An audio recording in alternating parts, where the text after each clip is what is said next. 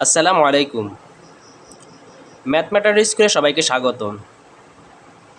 Honours প্রথম বর্ষে 23 পরীক্ষার্থীদের জন্য আমরা গণিত বিভাগের সকল বিষয়ের সাজেশন আমরা দিয়েছিলাম। সাজেশন দেওয়ার পরে তোমাদের মধ্যে অনেকে বিভিন্ন ধরনের প্রশ্ন আমাকে করেছো। যেমন অনেকে বলেছো, ভাইয়া আপনি যে সাজেশন দিয়েছেন এখান থেকে কমন আসবে। আবার অনেকে বলতেছে, ভাইয়া এই প্রশ্নগুলো পড়লেই কি যথেষ্ট নাকি আরও পড়া লাগবে। আবার অনেকে এমনও প্রশ্ন করেছে যে, ভাইয়া এর চেয়েও কি কোনো শর্ট সাজেশন আসে, যে আমরা সারা বছর পরে কোনো কিছু পড়ি নাই, এখন অল্প কিছু প্রশ্ন আমাদেরকে দেন, তাহলে আমরা হয়তো এগুলো পড়ে পরীক্ষা পাস করতে পারবো। তো তাদের জন্য মূলত আজকের আমাদের এই ভিডিও। তো তোমরা সবাই মনোযোগ দিয়ে ভিডিওটা দেখবে। আসলে সাজেশন ব্যাপারে কেউ কোনোদিনও গ্যারান্টি দিতে পারবে না। সাজেশন হচ্ছে মূলত একটা লটারি। সাজেশন মূলত একটা হচ্ছে কি লটারি। সাজেশন একটা লটারি। তুমি এই লটারি হয় জিতবে অথবা হারবে। যদি পরীক্ষায় আসে তাহলে তুমি ভালো রেজাল্ট করতে পারবে, আর পরীক্ষায় যদি না আসে তাহলে তুমি ধরা খেয়ে যাবে। সুতরাং সাজেশন নিয়ে কে কখনো কোনো দিনও তোমাকে 100% সিউরিটি দিতে পারবে না। তবে এখানে কিছু কথা আছে। সাজেশন মূলত ভালো খারাপ সকল ছাত্রছাত্রীদের জন্যই। সাজেশন হচ্ছে তোমার পড়াগুলো গুছিয়ে পড়ার জন্য, অল্প সময়ে সবগুলো পড়া রিভাইজ দেওয়ার জন্য সাজেশন মূলত। এর বাইরে অন্য কিছু নেই। তুমি যদি ভালো শিক্ষার্থী হয়ে থাকো তাহলে তুমি বছরের শুরু থেকে সবগুলো পড়া পড়েছো, সব ধরনের পড়াগুলো তুমি শেষ করেছো, কিন্তু পরীক্ষার আগে অল্প কিছুদিনের মধ্যে তোমার পক্ষে সবগুলো পড়া আবার রিভিশন দেওয়া সম্ভব নয়। এই জন্য মূলত সাজেশন।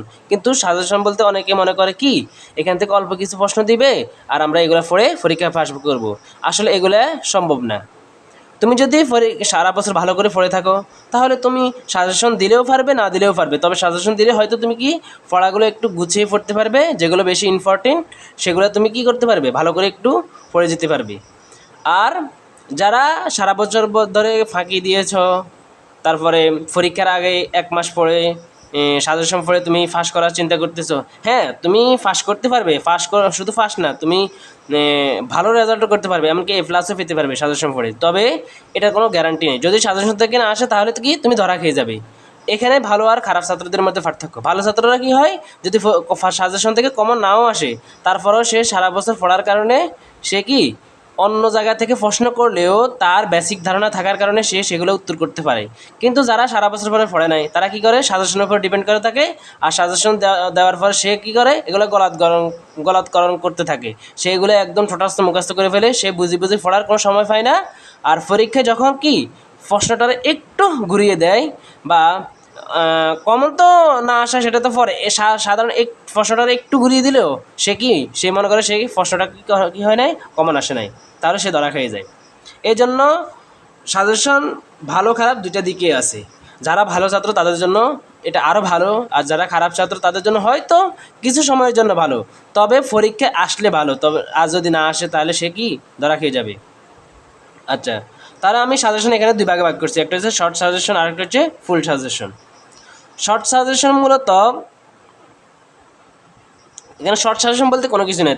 তবে যারা সারা বছর পরে পড়ো নাই, এখন হয়তো তোমাদের হাতে কোনো সময় নাই সবগুলো পড়া, তো সাজেশনও অনেকগুলো পড়া দেওয়াই আছে, তবে সবগুলো হয়তো তোমাদের পক্ষে পড়া সম্ভব হবে না। তবে তোমরা কি করতে পারো, যেগুলো 3 স্টার দেওয়া আছে, যেগুলো কী দেওয়া আছে 3 স্টার দেওয়া আছে, যেমন অথবা 20 তোমরা তো 23 পরীক্ষার্থী, 21 সাল তারপরে 19 সাল এই ধরনের প্রশ্নগুলো তোমরা একটু গুরুত্ব দিয়ে পড়বে, তাহলে এগুলো তোমাদের জন্য যথেষ্ট হবে।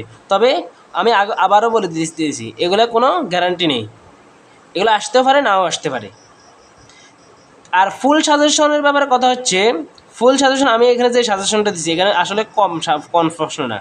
এখানে যে প্রশ্নগুলো দিচ্ছি মূলত বইয়ের তোমার গুরুত্বপূর্ণ প্রশ্নগুলো সবগুলোই আমি দিয়েছি সাজেশন। আমি কোনো শর্ট সাজেশন দিই নাই, কোনো বিষয়ে শর্ট সাজেশন আমি দিই নাই, আমি ফুল সাজেশনটাই দিয়েছি। আর যারা ভালো ছাত্র তাদের কাছে এই ফুল সাজেশনটা আসলে কষ্টকর কোনো বিষয় না। এখানে তুমি যদি এই সাজেশনটা যদি ফুল সাজেশনটা যদি তুমি বুঝে বুঝে পড়ে থাকো, তাহলে যদি পরীক্ষায় এই প্রশ্নগুলো এখান থেকে নাও আসে, তারপরেও তুমি দিতে পারবে। কারণ এর বাইরে যে প্রশ্নগুলো আছে সেগুলো আর নতুন কোনো প্রশ্ন নয়, এই সাজেশনে যেগুলো দেওয়া আছে একই ধরনের একই নিয়মের অঙ্ক। এই জন্য তুমি যদি এই ফুল সাজেশনটা ভালোভাবে বুঝে বুঝে পড়ো, তাহলে তুমি কি অন্য জায়গা থেকে কমন না আসলেও তুমি কি পরীক্ষা দিতে পারবে, এমনকি তুমি ভালো রেজাল্ট একটা করতে পারবে, A+ও পেতে পারবে। এই জন্য যখন সাজেশনটা পড়বে, সাজেশনটা তুমি কমপ্লিট করবে, তখন একটু বুঝে বুঝে পড়ার চেষ্টা করবে, শুধু আন্দাজে মুখস্থ করলে হবে না। আচ্ছা, তাহলে সাজেশন কীভাবে পড়বে এটা তো তোমাদেরকে বলা হয়েছে, তোমরা আশা করি বুঝতে পারছো। এখন আমরা আসি তোমাদের বিষয়গুলো সম্বন্ধে। বিষয়গুলোতে কোন কোন বিষয়গুলো, কোন কোন অধ্যায়গুলো একটু বেশি গুরুত্ব দিয়ে পড়বে, তারপরে কোন অধ্যায়গুলো একটু যারা একটু দুর্বল আছো স্কিপ করে গেলেও চলবে, অন্তত মোটামুটি ফাঁস করতে পারো এমন কিছু অধ্যায় আছে, সেগুলো আমি তোমাদেরকে এখন বলে দেবো। তোমাদের আছে কি অনার্স প্রথম বর্ষে আছে ক্যালকুলাস 1, লিনিয়ার, তারপরে অ্যানালাইটিক, ফান্ডামেন্টাল, এগুলো হচ্ছে মূলত সবগুলো হচ্ছে কি মেজর সাবজেক্ট, এগুলো সব কি মেজর সাবজেক্ট, মেজর বিষয়। আর ফিজিক্স 1, ফিজিক্স 2, কেমিস্ট্রি 1, তারপরে অনেকে আছে আবার কি স্ট্যাটিস্টিক্স যেটা আছে ওটা নেয়, এগুলো হচ্ছে তোমাদের নন মেজর, এগুলো হচ্ছে কি তোমাদের নন মেজর। আর আরেকটা হচ্ছে ইতিহাস। এখানে মূলত তোমাদের গুরুত্বপূর্ণ, সবচেয়ে গুরুত্বপূর্ণ বিষয় হচ্ছে কি মেজর সাবজেক্টগুলো। তুমি মেজর সাবজেক্টগুলো যদি তুমি ভালো রেজাল্ট করতে পারো, অটোমেটিক তোমার রেজাল্ট ভালো আসবে। আর তুমি যদি মেজর সাবজেক্টগুলো খারাপ রেজাল্ট করো, তাহলে তোমার রেজাল্ট অটোমেটিক খারাপ চলে আসবে। আর তাছাড়া এগুলো তোমাদের জন্য খুব গুরুত্বপূর্ণ, এগুলো তোমরা যে এখন ফার্স্ট ইয়ারে পড়বে তা নয়, বরং এগুলো সব তোমাদের চাকরি ক্ষেত্রে ভবিষ্যতে মূলত মেজরগুলোই তোমাদের বেশি তোমাদের জন্য গুরুত্বপূর্ণ, এগুলো থেকে তোমাদের বিভিন্ন চাকরি পরীক্ষাগুলো আসে। এই জন্য মেজরগুলো সাবজেক্টগুলো তোমরা পরিপূর্ণভাবে ভালোভাবে বুঝে বুঝে করার চেষ্টা করবে। তো ক্যালকুলাস 1 এর মধ্যে মূলত আমাদের কয়েকটা অধ্যায় আছে যেগুলো তোমরা ভালোভাবে পড়ে যাবে, সবগুলাই পড়বে, তবে যারা একটু দুর্বল তারা বেশি গুরুত্ব দিয়ে পড়বে। যেমন ক্যালকুলাস 1 এর মধ্যে 1, 2, 3, 4, 5, 1 থেকে 5 নম্বর অধ্যায়, তারপরে 6 নম্বর অধ্যায় বাদ দিবে, 7, 8, তারপরে 9, 7, 8, 9 এ 3 অধ্যায়, তারপরে হচ্ছে তোমাদের 15, তারপরে 16, তারপরে 19, তারপরে 21। তাহলে 1, 2, 3, 4, 5, 1, 2, 3, 4, 5, 7, 8, 9, 15, 16, 19, 21, এই অধ্যায়গুলো তোমরা একটু গুরুত্ব দিয়ে পড়ার চেষ্টা করবে। তারপরে লিনিয়ার মধ্যে তোমাদের গুরুত্বপূর্ণ অধ্যায়গুলো হচ্ছে 1, 5, 6, 7। লিনিয়ারে তুমি যদি 5, 6, 7 এই 3 অধ্যায় ভালোভাবে বুঝে বুঝে করতে পারো, সাজেশনের বাইরে আসলে যেন তুমি দিতে পারো, এরকম যদি হয় তাহলে তুমি 5, 6, 7 এই 3টে অধ্যায় তোমার কমপ্লিট করতে পারলে তুমি নিশ্চিত থাকো তুমি A+ তোমার আসবে এই বিষয়ে। 5, 6, 7 এই 3টে অধ্যায় ভালোভাবে বেসিক সহকারে যদি তুমি কমপ্লিট করতে পারো, তাহলে তোমার এই লিনিয়ারে তোমার কি A+ বাধ্যতামূলক আসবে, আমি এটা গ্যারান্টি দিচ্ছি। তারপর হচ্ছে অ্যানালাইটিকের মধ্যে তোমাদের গুরুত্বপূর্ণ, আসলে অ্যানালাইটিকের মধ্যে তোমাদের 11, 12 অধ্যায়, যেটা 11, 12 এই 2টা অধ্যায় মাস্ট প্রত্যেক বছর প্রশ্ন আসে। তারপরে এর বাইরেও তোমরা চাইলে 1, 2, 3 এই 3টে অধ্যায় করতে পারো। তারপরে এর সাথে চাইলে তোমরা 6, 8, 9 এগুলো তোমরা ভালোভাবে করতে পারো। এগুলো হচ্ছে তোমাদের জন্য অ্যানালাইটিকের মধ্যে কি গুরুত্বপূর্ণ অধ্যায়গুলো, এগুলো তোমরা, তবে 11, 12, তারপরে 1, 2, 3 এগুলো একটু বেশি গুরুত্ব দিবে। এগুলো 11, 12 থেকে 1, 2, 3 থেকে প্রত্যেক বছরে একটা না একটা প্রশ্ন আসে। তারপর ফান্ডামেন্টাল মূলত সব অধ্যায়গুলো তোমাদের গুরুত্বপূর্ণ, সব অধ্যায় থেকে প্রতি বছরের প্রশ্ন আসে, এখানে স্কিপ করার কোনো তোমার সুযোগ নেই, সব অধ্যায় থেকে আসে। তবে তুমি চাইলে যে কোনো 2-1টা অধ্যায় বাদ দিতে পারো, যেগুলো তোমার কাছে একটু কঠিন মনে হয় সেগুলো একটু বাদ দিতে পারো, বাদ দিয়ে তুমি বাকিগুলো পড়লেও তোমার কি A+ নিশ্চিত, অর্থাৎ তোমার 100% কমন আসবে। তবে 2-1টা অধ্যায় বাদ দিলে তোমার জন্য কি, যদি কোনো কারণে হয়তো তোমার কোনো একটা রুলস, কোনো একটা নিয়ম যদি ভুলে যাও, তাহলে তুমি ধরা খেয়ে যেতে পারো। এই জন্য সব অধ্যায়গুলো পড়াই বেটার। তবে তারপরেও এখানে ফান্ডামেন্টালে কিছু অধ্যায় আছে, যেমন 1, 7, 8, 9, তারপরে 10, 11, 1, 7, 8, 9, 10, 11 এই অধ্যায়গুলো একটু বেশি গুরুত্বপূর্ণ, এগুলো তোমরা একটু ভালোভাবে দেখে যাবে। এখানে ক্যালকুলাস 1 একটু ঝামেলার সাবজেক্ট। ক্যালকুলাস 1 তুমি যদি ভালোভাবে বুঝে বুঝে পড়তে পারো তাহলে তোমার মনে করো এই সাবজেক্টটা তোমার কাছে সহজ মনে হবে। আর ক্যালকুলাস আসলে অনেক হিউজ পরিমাণ সিলেবাস। তোমরা এটা এই ক্যালকুলাস 1 নোট করে ফেলবে। সাজেশন আমি যে সাজেশন দিয়েছি ওই সাজেশন থেকে তোমার এগুলা কি এগুলোর উত্তর নোট করে ফেলবে, সিরিয়াল বাই সিরিয়াল নোট করে ফেলবে, তাহলে তোমার জন্য প্রস্তুতিটা নিতে সহজ হবে। কিন্তু তুমি যদি নোট না করো তাহলে তোমার জন্য এই সাবজেক্টটা সবচেয়ে এলোমেলো। এই ক্যালকুলাস 1 এটা সবচেয়ে এলোমেলো সাবজেক্ট মনে হবে, তুমি কোনো আগামাতা খুঁজে পাবে না এই অধ্যায়ে এই সাবজেক্টের। এই জন্য এই সাবজেক্টটা তোমরা সিরিয়াল বাই সিরিয়াল অধ্যায় অনুযায়ী তোমার সাজেশন অনুযায়ী তোমরা কী করবে, নোট করে ফেলবে। লিনিয়ার তোমরা এখানেও কিছুটা ঝামেলা আছে। লিনিয়ারও অনেকে ভুল করে, কিছু নিয়মের মধ্যে কনফিউশন তৈরি হয়, এগুলো তোমরা ভালোভাবে খেয়াল করবে। অ্যানালাইটিক অনেক বিশাল বিশাল প্রশ্ন আসে, অ্যানালাইটিকের মধ্যে তোমাদের অঙ্কগুলো তোমাদের ক্যালকুলেশনগুলো অনেক জটিল জটিল, এগুলো তোমরা খেয়াল রাখবে। তারপরে ফান্ডামেন্টাল তুলনামূলক অন্যান্য সাবজেক্টের সে আমার কাছে ইজি মনে হয়, তবে তোমাদের কার কাছে কেমন মনে হয় সেটা আমার আসলে জানা নেই। এখন আসি আমরা নন মেজর সাবজেক্টগুলো। নন মেজর সাবজেক্টের মধ্যে ফিজিক্স একটু হার্ড বিষয়। ফিজিক্স 1 একটু জটিল বিষয় আসলে। এটা থিওরি আকারে তোমাদের আসে বিভিন্ন ইয়েগুলো প্রশ্নগুলো, যেগুলো মুখস্থ করা লাগে বিভিন্ন সময় মনে থাকে না। তাছাড়া এগুলো তোমরা পুরো সারা বছর একটু কম পড়ো, যার কারণে এগুলো তোমার জন্য পরীক্ষার সময় একটু টাফ হয়ে যায়। তারপরে এখানে কিছু কিছু অধ্যায় আছে যেমন 1, 2, 3, 4, তারপরে 6, 7, 14 এই অধ্যায়গুলো তোমরা একটু ভালোভাবে করে যাবে, ঠিক আছে নি। তারপরে ফিজিক্স টুর মধ্যে তোমাদের ক্রেডিট হচ্ছে 2 সম্ভবত। তো ফিজিক্স টুর মধ্যে তোমরা 1, 3, 7, 8 এই অধ্যায়গুলো ভালোভাবে না 1, 3, 7, 8 হ্যাঁ এই অধ্যায়গুলো একটু ভালোভাবে করে যাবে। সাথে পারলে 4, 6 এগুলো করে যেতে পারো। 1, 3, 7, 8 এগুলো বেশি গুরুত্বপূর্ণ। তবে যারা ভালো রেজাল্ট করতে চায় তারা মূলত সবগুলোই অধ্যায় করতে হবে। এখানে যে অধ্যায়গুলো আমি বলতেছি এগুলো মূলত হচ্ছে তোমার যারা একটু দুর্বল ছাত্র তাদের জন্য। দেখো আবার যারা ভালো ছাত্র তারা এগুলোর উপর ডিপেন্ড করে থাকো না, তোমরা সবগুলো অধ্যায় পড়বে। তারপর হচ্ছে কেমিস্ট্রিও প্রচুর পড়া, কেমিস্ট্রি সিলেবাস অনেক বড়। তোমরা কেমিস্ট্রিতে প্রচুর পড়া, কেমিস্ট্রি তোমার বছরের শুরুতে থেকে অল্প অল্প করে যদি যারা নোট করে রেখেছো বা পড়ে রেখেছো তাদের জন্য এগুলো সহজ হবে। তবে যারা নতুন পড়বে তাদের জন্য একটু কঠিন হবে। তবে এগুলো যারা ইন্টারে ভালো ছাত্র ছিল তাদের জন্য কিন্তু কেমিস্ট্রিটা একটু সহজ হবে, কারণ এখানে অনেক বেসিক প্রশ্ন আছে যেগুলো ইন্টারের মূলত। তো এখানে 2, 4, 7, 8, 9, 11, 12 এই অধ্যায়গুলো একটু বেশি করবে। 11, 12 থেকে তো প্রত্যেক বছরেই প্রশ্ন আসে, এগুলো তো খুব খুব গুরুত্বপূর্ণ। তোমার 20-30% প্রশ্ন এখান থেকে আসে, আরও বেশিও আসে অনেক সময়। এই জন্য এই দুটো অধ্যায় ভালোভাবে করবে, বাকিগুলো তোমরা করবে।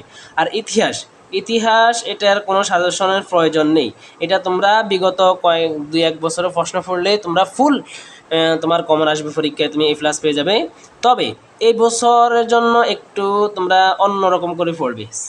এই বছরে তোমরা যেগুলো বঙ্গবন্ধুর ইতিহাস সম্পর্কে বা আওয়ামী লীগের ইতিহাস সম্পর্কে যে প্রশ্নগুলো আছে এগুলো একটু কম পড়বে পরীক্ষায়। এগুলো আসলেও তোমরা এগুলো না দেওয়ার চেষ্টা করবে, এগুলো স্কিপ করার চেষ্টা করবে। যদি কোনো অন্য প্রশ্ন কমন না আসে, এগুলো তোমার কমন আসে তাহলে তুমি দিতে বাধ্য।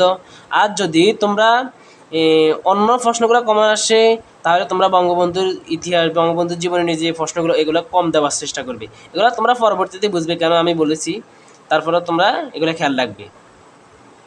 আচ্ছা, আর আরেকটা কথা হচ্ছে ক বিভাগের প্রশ্ন আমরা দিই নেই, যে ব্রিফ প্রশ্নগুলো ওগুলো আমরা দিই নাই। তোমরা ব্রিফ ক বিভাগের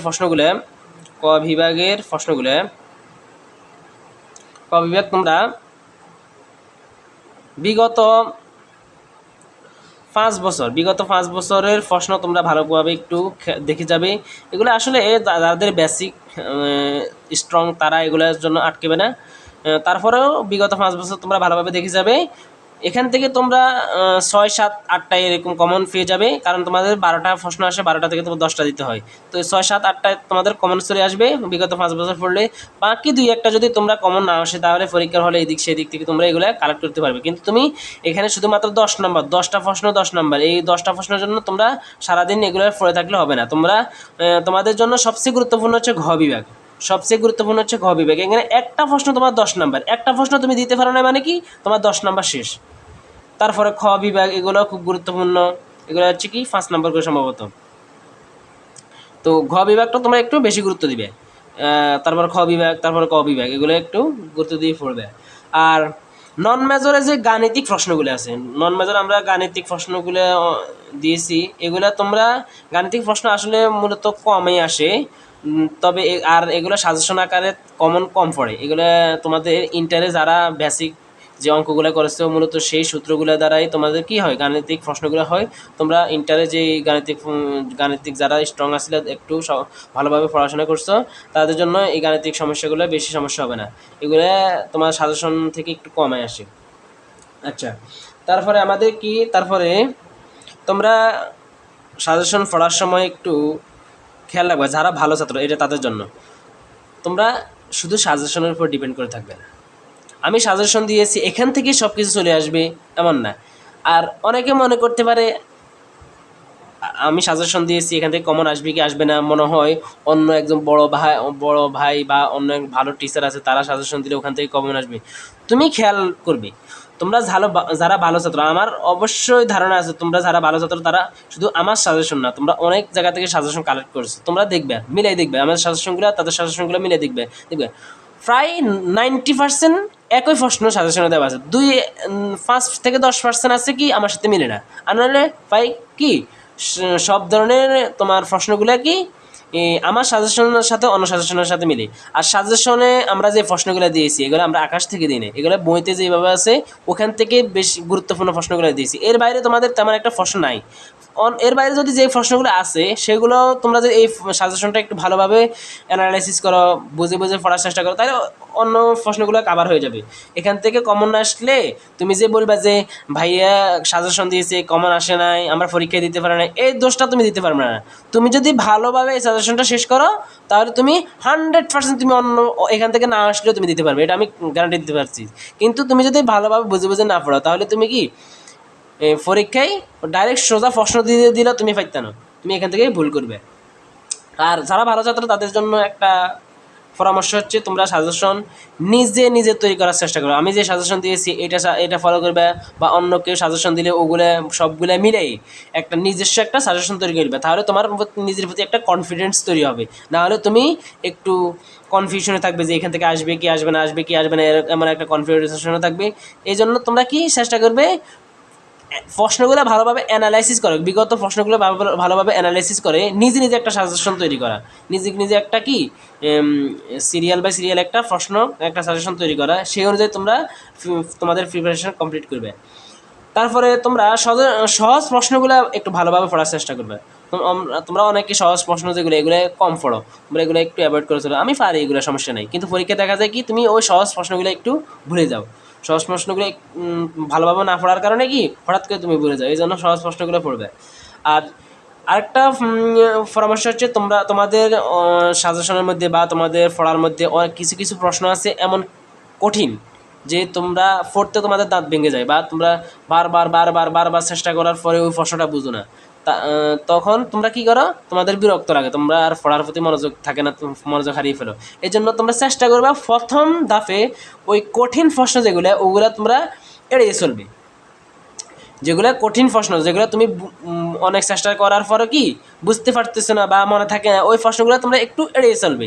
ওগুলো তোমরা তোমাদের পুরা সাজেশন পুরা প্রিপারেশন কমপ্লিট হওয়ার পরে ওই প্রশ্নগুলো তোমরা 2-1 বার দেখার চেষ্টা করবে, পারলে পারবে না পারলে নাই। ওখান থেকে না আসলে যে তুমি পরীক্ষায় ভালো রেজাল্ট করতে পারবে না এমন না। পরীক্ষায় তোমাদের যে ক বিভাগ থেকে 10টা দেওয়া লাগে ওখান থেকে আর বাড়তি 2টা দেয়, তারপরে খ বিভাগ থেকে যে 5টা দেওয়া লাগে ওখান থেকেও বাড়তি 2-3টা দেয়, তারপরে ঘ বিভাগ থেকেও বাড়তি 2-3টা দেয়। এই জন্য কঠিন প্রশ্নে 1-2টা আসলেও ওগুলোর জন্য তোমাদের সমস্যা হবে না। তারপরে যেই প্রশ্নগুলো তুমি একবার পড়বে, মনে করো তুমি 5টা প্রশ্ন পড়েছো, এই 5টা প্রশ্ন তুমি শিওর হতে হবে, তোমার নিশ্চিত হতে হবে যে এই 5টা প্রশ্ন থেকে যদি পরীক্ষায় আসে আমি 100তে 100 এটা লিখে আসতে পারবো। এটা তোমার সিউরিটি দিতে হবে, গ্যারান্টি দিতে হবে। তুমি 5টা প্রশ্ন পড়েছো কিন্তু ভালোভাবে গুরুত্ব দিয়ে পড়ো নাই, কোনো রকম পড়েছো, পরীক্ষা আসলে মনে থাকলে দিবে এমন যেন না হয়। তুমি মনে করো 10টা প্রশ্ন পড়েছো কিন্তু তোমার 2টা প্রশ্ন মনে নাই, তুমি 10টা প্রশ্ন পড়েছো কিন্তু 2টা প্রশ্ন মনে নাই, তুমি ভালো করে পড়ো নাই, তাহলে তোমার এটা কি কোনো লাভ হলো? এই জন্য তুমি 10টা প্রশ্ন না পড়ো, অন্তত 5টা প্রশ্ন পড়ো, যাতে তবে 5টা প্রশ্ন যেন তুমি ভালোভাবে পারো, এভাবে তুমি পড়ার চেষ্টা করবে। আর এই বছর যেহেতু তোমরা জানো আমাদের দেশের পরিস্থিতি একটু পরিবর্তন হয়েছে, তো তোমরা একটু ভালোভাবে প্রিপারেশন নিয়ে যাবে পরীক্ষার হলে। হয়তো একটু পরীক্ষার হলে গার্ড করা দিতে পারে, এদিক সেদিক থেকে তোমরা সহযোগিতা নাও পেতে পারো। তারপরে প্রশ্ন চেঞ্জ হবে এরকম আমার মনে হয় না। তারপরে অনেকে ভয় দেখাচ্ছে যে হয়তো কি তোমাদের আগে বিগত সালে যেভাবে পরীক্ষা হইতো ওইভাবে পরীক্ষা হবে না, পরীক্ষা হয়তো কমন নাও থাকতে পারে, এরকম অনেক ভয় দেখাচ্ছে। আসলে আমার মনে হয় না ধরে তোমাদেরকে এত কড়া করে দিবে। তোমরা আশা করি এই বছরটাও তোমাদের আগের মতোই যাবে। পরবর্তীতে যদি কোনো কিছু পরিবর্তন হয় সেটা আমরা দেখব, সেটা তোমরা দেখবে। তবে এই বছর কোনো কিছু পরিবর্তন হবে বলে আমি মনে করি না। তোমরা অতটা ঘাবড়ে যেও না, তোমরা ভালোভাবে যেভাবে প্রিপারেশন নিয়ে আসছো বছরের শুরু থেকে ভালোভাবে প্রিপারেশন নাও। তোমাদের সবার জন্য শুভকামনা রইল। আর তোমাদের প্রতি একটা অনুরোধ রইল, আমি গত 1 সপ্তাহ ধরে তোমাদের জন্য যে সাজেশনটা তৈরি করেছি তোমরা দেখেছ, আমার মনে হয় না আমি কোনো খারাপ সাজেশন বা ভুলভাল সাজেশন দিয়েছি। আমার যথেষ্ট কনফিডেন্স আছে, আর আমি নিজেই আমার নিজের তৈরি করা সাজেশন অনুযায়ী আমি পরীক্ষায় দিয়ে ভালো রেজাল্ট করেছি। এই জন্য আমি তোমাদেরকে দেওয়ার জন্য উদ্বুদ্ধ হয়েছি। মূলত এই কারণটাই আসলে, অন্য কোনো কারণ নেই। তোমরা মনে করো না যে ভাইয়া হয়তো আন্দাজে একটা সাজেশন দিয়ে দিয়েছে, এটা ফুসলে হয় কমন আসবে না, বুঝে বুঝে এগুলো ফুড়ে সময় নষ্ট করে লাভ নেই। আসলে তুমি যদি বুঝে বুঝে এই প্রশ্নটা এই সাজেশনগুলো কমপ্লিট করতে পারো, তাহলে তুমি পরীক্ষায়, আমি গ্যারান্টি দিতে পারতেছি, তুমি পরীক্ষায় ভালো রেজাল্ট করতে পারবে। তো তোমাদের প্রতি অনুরোধ রইল, তোমরা তোমাদের ডিপার্টমেন্টে বিভিন্ন গ্রুপের মধ্যে এই সাজেশনগুলো শেয়ার করবে। তারপরে তোমাদের ডিপার্টমেন্টের বা তোমাদের বন্ধুবান্ধব যারা অন্যান্য ডিপার্টমেন্টে আছে তাদেরকে মেনশন দিবে আমাদের ফেজে ইনভাইট করবে। তাহলে আমার এই কষ্টটা একটু হলেও কি লাঘব হবে। আমি 1 সপ্তাহ পর্যন্ত তোমাদের রাত দিন 24 ঘন্টা কি ঘুম না যেয়ে এগুলো অ্যানালাইসিস করে করে বিভিন্ন জায়গা থেকে প্রশ্নগুলো তোমার অ্যানালাইসিস করে করে তোমাদের জন্য এই সাজেশনগুলো তৈরি করছি। এই জন্য তোমাদের প্রতি অনুরোধ থাকবে, তোমরা পেজে লাইক কমেন্ট শেয়ার করবে। তারপরে তোমাদের বন্ধুবান্ধবদেরকে এখানে ইনভাইট করবে, আর আমাদের সাথে থাকবে। আমরা ভবিষ্যতে তোমাদের জন্য আরও বিভিন্ন ধরনের সাহায্য সহযোগিতা, বিভিন্ন পরামর্শ নিয়ে আসবো, তোমরা আমাদের সাথে থাকবে। তোমাদের সবার জন্য পরীক্ষার জন্য শুভকামনা রইল। তোমাদের 1 মাস সময় আছে হাতে, তোমরা ভালোভাবে প্রিপারেশন নাও। আশা করি তোমরা হতাশ হবে না। আর ভালো রেজাল্ট এটা এটা একটা ভালো দিক। তবে তুমি ভালো রেজাল্ট করতে না পারলে যে তুমি কিছু পারো না এমনটা মনে করো না। হয়তো তোমার সৃষ্টিকর্তা তোমার ভাগ্যে যেটা কল্যাণ রেখেছে সেটা তোমার সাথে হবে।